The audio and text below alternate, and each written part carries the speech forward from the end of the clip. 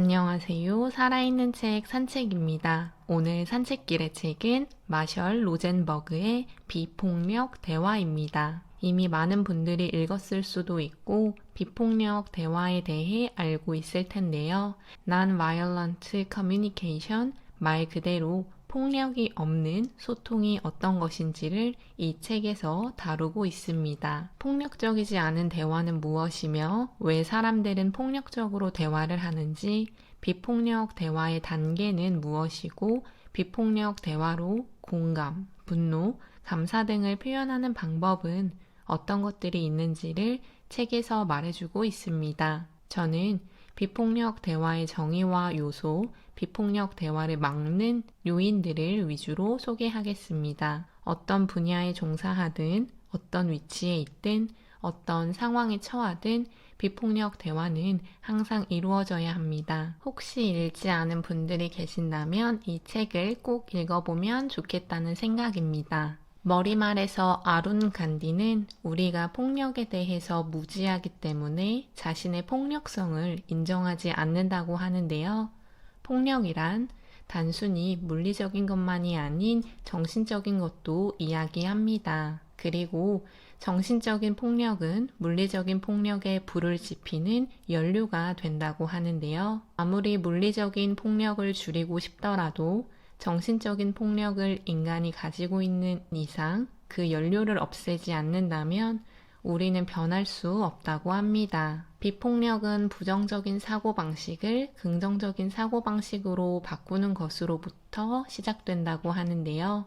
또한 우리 자신을 바꾸는 것이 매일 쓰는 언어와 대화 방식의 변화로 이루어질 수 있다고 합니다. Non-violent communication을 줄여서 NVC라고 하며 비폭력 대화는 연민이 기반이 되어야 한다고 합니다. 네이버 어학사전에서 찾았을 때 연민은 다른 사람의 처지를 불쌍히 여기는 마음이라고 하는데요. 저자는 다른 사람들과 자연스럽게 연민이 우러나는 유대관계를 맺는데 도움이 되는 대화법을 개발했으며 그를 비폭력 대화라고 부른다고 합니다. 간디가 말한 비폭력과 같은 의미로 우리 마음의 폭력이 가라앉고 자연스럽게 인간의 본성인 연민으로 돌아간 상태를 가리킨다고 하는데요. 비폭력 대화 모델은 연민을 바탕으로 4가지 의식에 초점을 둔다고 합니다. 먼저 일어나고 있는 그 상황을 있는 그대로 관찰하고 관찰하면서 행동을 보았을 때 느끼는 감정을 이야기한다고 합니다.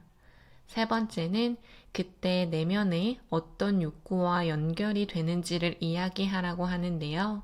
책에 있는 예시를 변형해 본다면 남편이 집에 들어와 옷을 여기저기 벗어두는 것을 보고 부인이 비폭력적으로 당신이 입었던 옷이 여기저기 있는 것을 보면 화가 나요.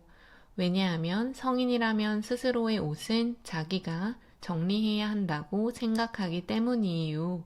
라고 이야기할 수 있습니다. 옷이 여기저기 있는 것을 보는 것은 관찰이고 화가 나는 것은 부인의 느낌이며 스스로 옷을 정리해야 한다고 생각하는 것은 부인 내면의 욕구를 드러내주는 것입니다.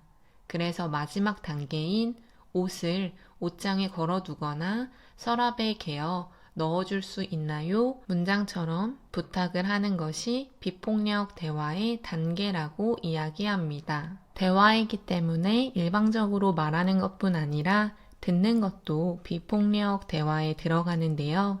4가지 요소로 솔직하게 말하고 공감하면서 듣는 것이 비폭력 대화의 2가지 측면이라고 이야기하고 있습니다. 가족, 연인, 학교, 기업, 외교, 분쟁, 갈등 현장 등에서 비폭력 대화를 사용하면 자연스럽게 사람들의 관계가 좋아지고 깊어지게 된다고 합니다. 비폭력 대화를 막는 요소는 여러 가지가 있습니다. 그를 저자는 삶을 소외시키는 대화라고 부른다고 하는데요. 도덕주의적 판단, 비교, 책임 부정, 강요, 상벌 제시 등이 그에 해당한다고 합니다. 도덕주의적 판단은 예를 들어 30분 지각한 사람에게 너무 게으른 사원이야 라고 판단하면서 이야기하는 것이 도덕주의적 판단으로 인한 삶을 소외시키는 대화라고 하는데요. 행동을 관찰하고 그로 인해 내가 느끼는 감정을 이야기해주고 내가 왜 그런 느낌을 갖게 되었는지 나의 욕구에 기반해 상대방에게 이야기를 하고 부탁까지 하는 것이 비폭력 대화의 4가지 요소라고 말했습니다. 너무 게으른 사원이야를 바꿔 이야기하면 오늘 30분 정도 늦었네요. 정시에 출근하지 못해 화가 납니다. 회사에 정시에 오는 것은 다른 사원에 대한 배려라고 생각하거든요. 다음부터는 제 시간까지 와줄 수 있을까요? 라고 말하는 것을 비폭력 대화라고 할 수 있습니다. 그리고 비교를 통해서 연민을 강하게 막아버려 폭력적인 대화를 하게 된다고 하는데요. 막연하고 일반적인 이유, 남들 하니까 나도 한다는 것, 자기가 가지고 있는 심리적인 것들, 다른 사람의 행동, 권위자의 지시, 집단의 압력, 규칙, 성별, 사회적 지위, 억제할 수 없는 충동 등은 자신의 행동에 책임을 부정하기도 한다고 합니다. 비폭력 대화를 진행하지 못하는 가장 큰 요소는 책에서도 이야기하지만 제 개인적인 생각으로도 사람들이 자신의 욕구를 제대로 드러내는 방법을 배우지 못하고 욕구를 드러낸다고 해도 사회적으로 부정적인 시각과 피드백을 받기 때문인데요. 비폭력 대화 모델에서 보듯 욕구를 정확하게 파악하고 이야기하는 것은 굉장히 중요합니다. 특히 자신의 욕구도 제대로 파악하지 못하면 다른 사람의 욕구를 파악하기는 더욱 쉽지 않습니다. 비폭력 대화의 관찰 요소에서는 평가와 관찰을 분리해야 한다고 하는데요. 저자의 친구인 루스 베버마이어가 노랫말을 통해 평가와 관찰의 차이점을 나타내 주었습니다. 그중 한 번도 뛴 적이 없고 점심과 저녁 사이에 가끔 잠도 자고 비 오는 날에 집에만 있는 행위를 보며 게으른 사람일지 단지 우리가 게으르다라고 하는 행동을 하는 것일지를 비교해주고 있습니다. 더 쉬운 예시로 그는 게을러 라는 이야기가 평가에 섞인 관찰이지만 그는 시험 보기 전날 밤에만 공부를 해 라는 것은 평가와 분리된 관찰이라고 볼 수 있습니다. 관찰한 모습을 상대방에게 전달할 때 평가가 들어가면 상대방은 비난, 비판으로 듣게 되기 때문에 관찰을 있는 그대로의 모습만으로 이야기를 해주는 것이 필요합니다. 두 번째 요소는 우리의 느낌을 표현하는 것이라고 하는데요. 인간은 사회적인 동물로 자신의 내적인 동기에 따라 행동하기보다 다른 사람의 기준에 따르도록 훈련되었다고 합니다. 다른 사람의 행동에 대해서 생각하는 말과 우리의 느낌을 나타내는 말을 구별해서 이야기하는 것이 필요한데요. 예를 들어 내가 오해를 받고 있다고 느껴진다는 것은 내가 오해를 받고 있어서 걱정스럽다, 괴롭다라고 이야기할 수 있어야 합니다. 우리의 느낌을 명확하고 구체적으로 표현할 수 있는 어휘를 늘리면 우리는 더 쉽게 비폭력 대화를 할 수 있는 관계를 만들어 나갈 수 있다고 합니다. 세 번째 요소는 욕구입니다. 비폭력 대화는 다른 사람들의 말과 행동이 우리의 느낌을 불러일으키는 자극은 될 수 있지만 우리가 느끼는 원인은 아니라는 인식을 해야 하는데요. 상대방이 나에게 비난과 비판을 했을 때 그를 4가지로 받아들일 수 있다고 하는데요.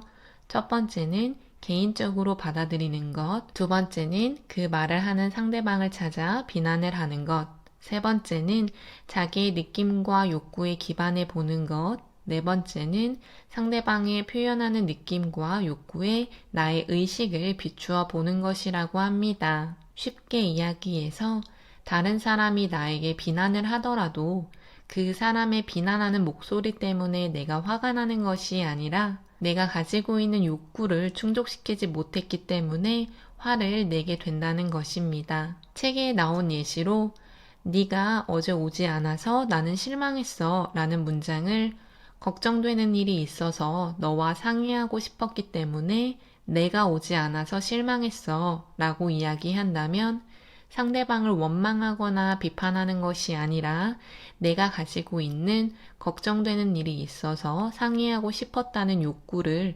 충족시키지 못했기 때문에 실망했다는 것을 표현할 수 있습니다. 하지만 인간들은 너무나 당연하게 화가 나면 그 핑곗거리를 찾으려고 하는 것 같다는 생각이 드는데요. 그를 다른 사람에게 책임 전가하는 것이 아니라 본인의 책임이라고 생각하는 것이 필요합니다. 마지막 비폭력 대화의 요소는 부탁입니다. 우리가 원하는 것을 다른 사람에게 부탁하는 방법인데요. 긍정적인 행동 언어, 구체적이고 명확한 언어를 사용해서 부탁을 해야 합니다. 또한 어떤 부탁을 내가 상대방에게 하고 있는지 명확하게 의식하면서 부탁을 해야 하며 분명한 목적을 가지고 부탁을 해야 합니다. 또한 책에서는 부탁과 강요의 차이에 대해서도 이야기하고 있는데요. 부탁을 했을 때는 상대방이 거절을 해도 상대방의 느낌과 욕구를 이해하고 넘어가지만 강요를 했을 때에는 상대방을 비난한다는 차이가 있다고 합니다. 관찰, 느낌, 욕구, 부탁의 4단계로 이야기하는 것도 비폭력 대화이지만 공감을 하면서 듣는 것 역시 비폭력 대화라고 앞서 말씀드렸습니다. 장자의 이야기처럼 진정한 공감은 자신의 존재 전체로 듣는 것이라고 했다고 하는데요. 귀로만 듣는 것이 아니라 마음으로 이해하며 듣는 것, 존재 자체로 듣는 것을 장자는 공감이라고 표현했습니다. 조언을 하거나 한술 더 뜨거나 가르치려 들거나 위로를 하거나 다른 이야기를 꺼내거나 말을 끊는 것, 동정하거나 신문하거나 설명을 하거나 바로 잡는 등의 행동은 공감을 당연히 방해하는 행동입니다. 공감하기가 힘든 상황이라면 멈추고 심호흡을 하며 자기를 먼저 공감하고 비폭력적으로 소리를 지르거나 잠시 그 자리를 떠나 공감할 수 있는 시간을 갖는 것이 필요하다고 합니다. 오늘 소개해드린 이야기 외에도 분노에 대한 이야기, 보호에 대한 이야기, 감사에 대한 이야기 등이 나오는데 오늘은 비폭력 대화가 정확하게 어떤 것이고 어떤 요소로 구성되는지를 말씀드렸습니다. 책을 읽으면서 Non-Violent Communication이라는 영어 표현을 썼는데 Non-Violent Conversation이라는 표현으로 왜 되지 않을까 하는 생각이 들기도 했는데요. 이렇듯 저렇듯 우리는 내가 가진 잣대로 상대방을 평가하고 비판하는 것도 폭력이라는 것을 알아야 하며 책에 나오는 관찰, 느낌, 욕구, 부탁의 단계를 통해 조금이라도 비폭력적으로 대화하는 방법을 알고 유지한다면 더 좋은 관계를 맺을 수 있을 거라고 생각합니다.